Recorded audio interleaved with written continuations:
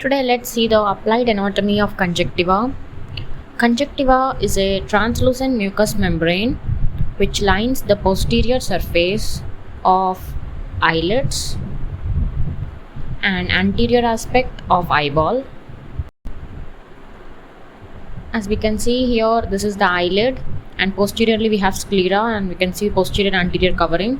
And little inferior to the sclera, which is shown here, we have the cornea, and the junction between the cornea and the sclera is called the limbus. So it extends from the margin of the eyelids to the limbus, and it encloses a space which is called as the conjunctival sac.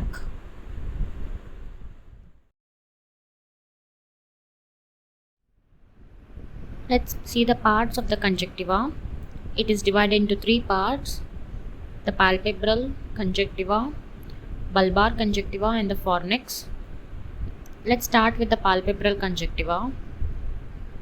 This part lines the eyelids, the inner surface of the eyelids, and is subdivided into marginal, tarsal, and orbital parts. Let's see them in this diagram. So this is the eyelid, and the inner surface is this part. So this is the palpebral conjunctiva which lines this part. So around 2 mm into the back of the lid we have a groove, a shallow groove, which is called as sulcus subtarsalis. It is important because this groove helps in dividing the palpebral conjunctiva into marginal, which is anterior to this, and posteriorly tarsal part. More posterior to this, just before the fornix, we have the orbital conjunctiva. Now let's see the bulbar conjunctiva. It lines the sclera, as we can see here.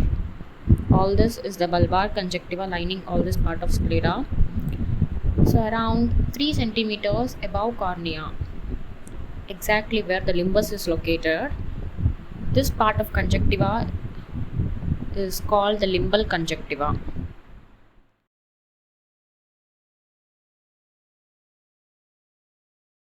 The bulbar conjunctiva is loosely adherent to the underlying tissues, whereas the limbal conjunctiva is strongly adherent to the underlying corneoscleral junction. Now let's see the last part, that is the fornix. It joins the bulbar conjunctiva and the palpebral conjunctiva, as we can see here. It joins both palpebral and bulbar. So fornix, we have superior fornix, and we also have inferior fornix, and both lateral and medial fornix, which we are drawing imaginarily here. And let's see the other parts of conjunctiva which we already saw. Here we have the marginal conjunctiva and tarsal conjunctiva separated by the sulcus subtarsalis. Posteriorly we have the bulbar and the limbal conjunctiva. So the epithelium of conjunctiva becomes continuous with the cornea. That is one point which we missed earlier. So that is about the parts of conjunctiva. Now let's move to the structure of conjunctiva. The structure of conjunctiva, it has 3 layers: epithelial layer, adenoid layer, and fibrous layer. The first layer, epithelial layer, it is non-keratinized layer, and it is composed of 2 to 5 layers. And the most important point, it has goblet cells. So the number of layers, they vary depending upon the type of conjunctiva. In marginal we have 5 layers, tarsal we have only 2 layers. The next one, bulbar, we have 3 layers, and fornix 3 layers, and limbal conjunctiva 5 layers. So moving on to the next layer, that is the adenoid layer. It is also called as the lymphoid layer. This layer is quite important because it develops only after 3 to 4 months of birth. Hence, any kind of infection or inflammation in cases regarding this layer won't be seen below the age of 3 months. And now coming to the last layer, that is the fibrous layer. It consists of collagenous and elastic tissue. It also contains vessels and nerves of conjunctiva.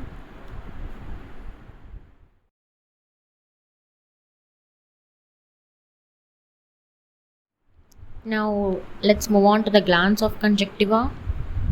The conjunctiva contains two types of glands. First one is the mucin secretory glands and the second one is aqueous or accessory lacrimal glands. So under mucin secretory glands, we already know the goblet cells which we talked under epithelium. Then we have the crypts of Henle which are located in the tarsal conjunctiva, and then we have the glands of Mans which are found in limbal conjunctiva. So let's see them in the picture. Here we can see the glands of Mans. They are located in the limbal conjunctiva. And now let's see about the accessory lacrimal glands. We have glands of Krause, and we have glands of Wolfring. We will see where they are located in this picture.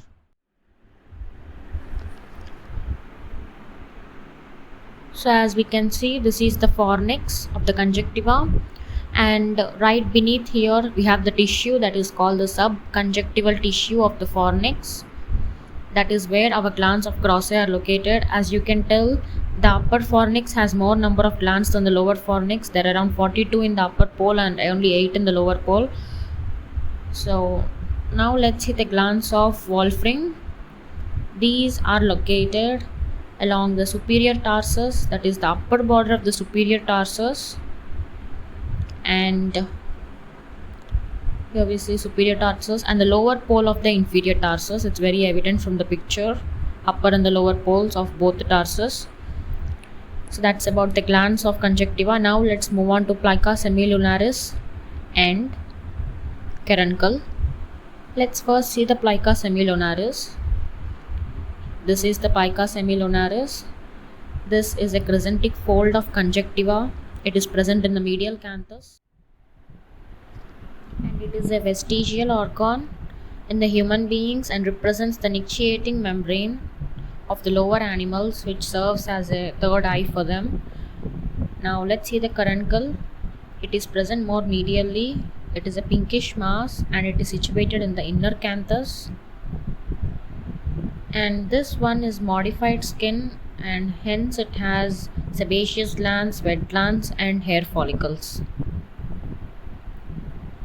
So that's about plica semilunaris and caruncle.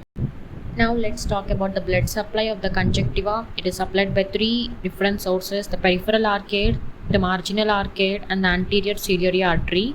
Here let's start with the peripheral arcade. It divides into two branches: descending branch, as we can see here, passing downwards, and then an ascending branch which is also called as posterior conjunctival artery.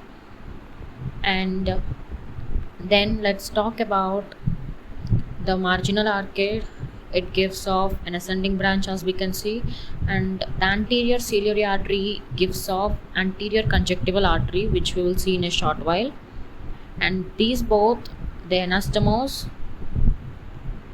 Let's see the blood supply, which part of conjunctiva gets what. The palpebral conjunctiva is supplied by peripheral arcade and the marginal arcade, whereas the bulbar conjunctiva is supplied by posterior conjunctival artery and anterior conjunctival artery.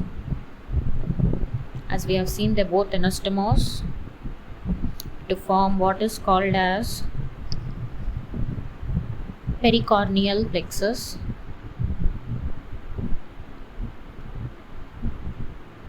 Yes, anterior ciliary artery gives off anterior conjunctival artery. So that's about the blood supply. And let's move on to the lymphatics. Lymphatics are important, and these are arranged in two layers: superficial and deep. Medially, the lymphatic drainage is to the submandibular lymph nodes, and laterally it is to the preauricular lymph nodes. Lymphatics are important because conjunctiva is the only part of eye which gets lymphatic drainage. Now let's see the nerve supply. Let's assume this is the cornea, and the conjunctiva surrounding this cornea is called circumcorneal zone of conjunctiva. This zone is supplied by the long ciliary nerve,